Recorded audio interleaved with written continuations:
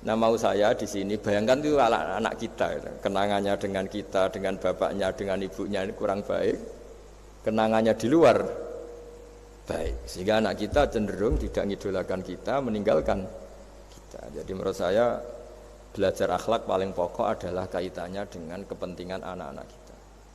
Saya bukan niat sombong ya, saya itu alhamdulillah sampai sekarang itu masih sering mandikan anak saya, jalan-jalan sama anak saya, hak-haknya. Bahkan saya ini punya ajaran yang agak unik, tapi istri saya sudah menerima. Dulu ya sempat janggal-janggal itu iskal, ini sekarang sudah menerima. Saya punya anak yang biasa ikut adik saya, adik Fuad itu masih kelas 2 SD. Mulai kelas 1 SD, mulai kelas 2 saya bilang, kalau kamu ingin jajan, bapak pas tidur bangunkan. Padahal anak saya itu punya santri, punya banyak yang bantu lah. Dulu istri saya protes, itu kan melatih anak nggak sopan karena bangunkan orang tua. Enggak, kata saya, sopan itu nomor 2, nomor 1 itu hukum. Terus saya beri penjelasan. Yang paling berhak atau yang paling boleh dingel-ngelno anak, dingel-ngelno anak itu ya diganggu anak, itu ya orang tuanya. Masa anak mau jajan yang harus ribet pembantu, mana anak mau jajan yang harus ribet orang. Yang paling boleh diganggu oleh anaknya ya orang tuanya. Itu hukum, kata saya. Akhlak nomor 2. Sehingga barokahnya hukum itu, saya ulang lagi, barokahnya hukum itu, kalau anak ini terpaksa pembantu itu pas lalai, pas kita tidak nyalahkan, kan kewajibannya di kita.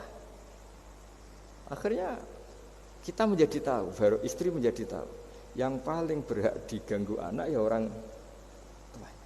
Itu hukum. Nah akhlak itu baru nomor 2, ganggu itu ya dikira-kira lah pas bangun atau pas rileks. Tapi itu nomor 2, itu namanya moral. Moral itu sunat. Tapi kalau hukum itu nomor 1. Sehingga akhirnya orang tua, anak ini senang. Betapa baiknya orang tua kita, pas tidur saja dibangunin mau, demi kepentingan dia. Akhirnya anak ini punya kenangan baik sama orang tua. Pas tidur saja bapak diajak mau. Apalagi pas happy. Nah karena kenangannya baik, ya idolanya orang tuanya. Ketika idolanya orang tuanya dan kita orang baik, mau ngajak sholat ya gampang, mau ngajak ngaji ya. Bayangkan kalau kenangannya dia dimintai uang nggak boleh, bentak, salah jam kayak atau salah jadwal atau apa, salah momentum, masa anak kecil diwalate salah, pakai momentum pakai apa itu. Nah, ketika kita ngangkon belajar sudah susah karena kenangannya ndak baik. Jadi kunci daripada ini makanya saya bilang berkali-kali. Oke, kita belajar akhlak, belajar moral, tapi nomor 1 itu hukum. Saya ulang lagi hukum. Karena agama ini ciri khasnya itu hukum. Hukum itu ketentuan. Jadi aturan Islam itu detail. Misalnya saya belum haji, ya sudah, sebagian harta saya jatah untuk haji itu sudah tidak milik saya, harus dianggap miliknya haji. Sehingga kalau saya meninggal setiap saat, yang boleh diwaris oleh anak cucu saya hanya yang melebihi dari biaya haji. Makanya di Indonesia disebut kaji amanat. Kaji amanat itu orang yang sebetulnya sudah mampu haji tapi tidak kober haji. Itu kalau sudah meninggal harus ada jatah haji yang dianggarkan untuk haji apa? Amanat. Baru sisanya boleh diwaris. Karena ini hukum. Lah nanti di akhirat juga Allah pakai hukum. Kalau ada anak enggak sholat, yang pertama disalahkan orang tuanya. Kenapa ini tidak sholat? Semua kesalahan anak-anak kita adalah dibebankan ke kita. Ya, jadi saya mohon cerita-cerita akhlak ini jangan sampai hanya nyuwun sewu moral dengan arti kenyamanan sosial, tapi kembalikan ke Allah dan apa? Rasul. Sehingga ini yang terakhir saya cerita hadis yang populer sekali. Ada 3 hadis yang populer dan ini sampean semua pasti hafal. Maka na yu'minu billahi wal yaumil akhir falyukrim jarahu. Terus ada yang falyukrim dhaifahu. Terus yang ketiga falyakul khairan aw liyasmut, berkata baik atau kalau enggak bisa berkata baik ya apa dia. Nah, itu uniknya Islam itu apa, Mas Dwi? Uniknya Islam itu tidak pernah membolehkan umatnya terdikte oleh sosial, Mas Andri, enggak boleh.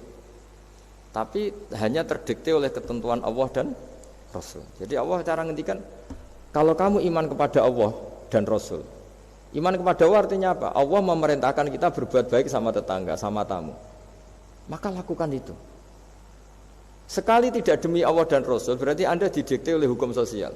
Kalau tetangga baik ya kita baik, kalau dia buruk ya kita ikut buruk. Itu artinya apa? Kita tidak didikte oleh hukum Allah dan Rasul, tapi didikte oleh hukum apa? Sosial. Islam itu agama yang hubungannya manusia itu dengan Allah, bukan dengan sosial. Sehingga ketika baik sama tetangga pun itu karena perintah Allah. Sehingga kalau suatu saat kecewa tetangga kita itu kurang ajar misalnya, ya kita tetap nyaman saja karena kita baik itu atas perintah Allah. Makanya masyhur di kalangan ahli hadis ada dawuh Nabi, la takunu imma'atan. Taquluna in ahsanan nas ahsanna wa in dzalamuna dzalamna.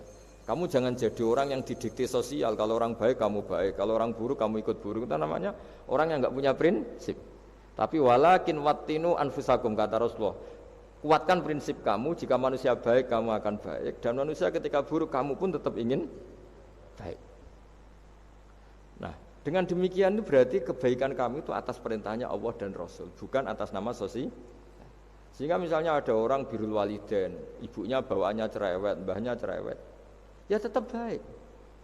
Tapi kalau kamu didikte sosial, sekali ibu kamu bawel, malas lah ketemu ibu bawel. Nah, ini berarti kamu belum didikte Allah dan Rasul, tapi didikte itu hukum apa? Sosial. Sehingga untuk menutup mauidhah ini, saya sering cerita di mana-mana di kitab Ihya itu ada cerita, ada seorang pemuda yang kurang ajar sekali itu. Ada kiai dipanggil, Pak Yai silahkan ke rumah saya. Ya kira-kira cara sekarang mungkin 500 meter datang. Setelah sampai depan rumahnya, sudah Pak Yai saya tidak punya kebutuhan sama kamu. Itu kiainya senyum, rileks. Setelah sampai rumahnya dipanggil lagi, Pak Yai mohon ke rumah saya. Terus kiainya ke situ lagi asik kan. Terus setelah sampai rumahnya pemuda tadi, sudah pulang aja saya tidak butuh kamu. Sampai 3 kali. Dan kiainya tuh asik, ceria gitu. Pemuda itu kagetnya bukan main. Kenapa Pak Kiai tidak tersinggung? Malah senyum-senyum. Jong kata orang Jawa ini. Ini cerita di Ihya. Saya tuh senang sekali nuruti perintah Allah. Allah menghentikan, saya disuruh hormat tetangga. Lah kamu tetangga saya. Dan saya alhamdulillah bisa nuruti karep kamu. Disuruh ke kamu, saya ke kamu. Dan sekarang karep kamu saya pulang, ya saya pulang. Syukur sekali hari ini saya bisa nuruti perintah Allah sampai 3 kali. Nangis pemuda itu. Loh kalau kamu kan kamu tampar, ini kan pelecehan. Itu kan kurang ajar betul kiai digambar. Tapi wali-wali itu enggak berpikirannya tidak seperti itu. Kalau kamu tidak wali ya memang aneh pikiran itu, tapi yang benar ya itu. Nah, jadi lewat ngaji ini saya mohon dah semua teman-teman yang di BI maupun seluruh kita, akhlak itu nomor 1. Dengan makna tapi setelah kepastian hukum. Setelah kepastian hukum. Jadi misalnya senyum itu sunat karena kita merayu mitra bisnis untuk bisnis yang halal. Tapi kalau bisnis kita bodong, ya semua orang yang ingin nipu kan ya pasti senyum lah. Berarti yang pahalanya besar ya orang-orang penipu karena senyumnya lebih sering timbang yang enggak nipu. Jadi artinya akhlak itu menemukan momentum sebagai ibadah setelah ada kepastian hukum halalnya. Tapi kalau nggak ada kepastian hukum halalnya, ya ini senyum itu dievaluasi tadi. Misalnya orang ngerayu juga harus senyum, orang nipu juga harus senyum. Ini yang mungkin banyak diabaikan.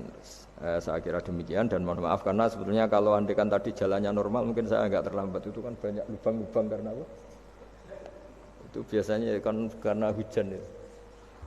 Tapi ya saya suka tetap terlambat biar keren pernah nunggu kiai. Jadi kalau dalam teori agama itu sama kok. Sholat, Nabi itu pernah sholat isya itu 2:30. 2:30 dini hari, sahabat biasanya kan beliau suka awal waktu. Terus ketika sahabat tanya kata Nabi, malam ini spesial. Karena kamu lama sekali nunggu sholat. Enggak semua orang malam ini bisa menunggu sholat. Jadi artinya bawaannya itu nunggu kebaikan. Jadi di antara trik atau resep husnul khotimah. Ya, ini sebagai penutup ngaji. Resep husnul khotimah itu innallaha ta'ala yubahi malaikatahu. Allah membanggakan kita, yubahi bikum malaikatahu. Allah bangga dengan kita. Di antaranya apa Mas Andri? Umatnya Rasulullah sallallahu alaihi wasallam itu kalau habis subuh ditanya, "Ngapain kamu hidup? Nunggu sholat duhur." Ngapain kamu hidup setelah sholat duhur nunggu sholat asar? Sehingga kita ini menunaikan fardu yang diwajibkan Allah dan menunggu datangnya fardu yang lain. Jadi orientasi kita fahijratuhu ilallah wa rasulih. Tapi kalau kita orientasinya mapan, kenapa kamu hidup? Saya mau mati setelah mapan. Saya mau mati setelah jabat. Ini kan berarti perjalanan kamu ilad dunya, orientasi kamu dunia. Faman kana hijratu ilad dunya aw imra'atin yankihuha fa hijratuhu ila ma hajara ilaih. Tapi kalau kamu niatnya, kenapa kamu berani hidup? Supaya bisa sholat, supaya bisa ibadah. Berarti perjalanan kamu hanya menuju Allah dan Rasul. Jadi sehingga di antara alamat husnul khotimah adalah orang setiap sudah melakukan satu kebaikan berani hidup karena berharap bisa melakukan kebaikan yang lain. Jadi dari satu kebaikan rutenya menuju kebaikan yang lain. Ya, saya kira demikian dan mohon maaf. Assalamualaikum warahmatullahi wabarakatuh.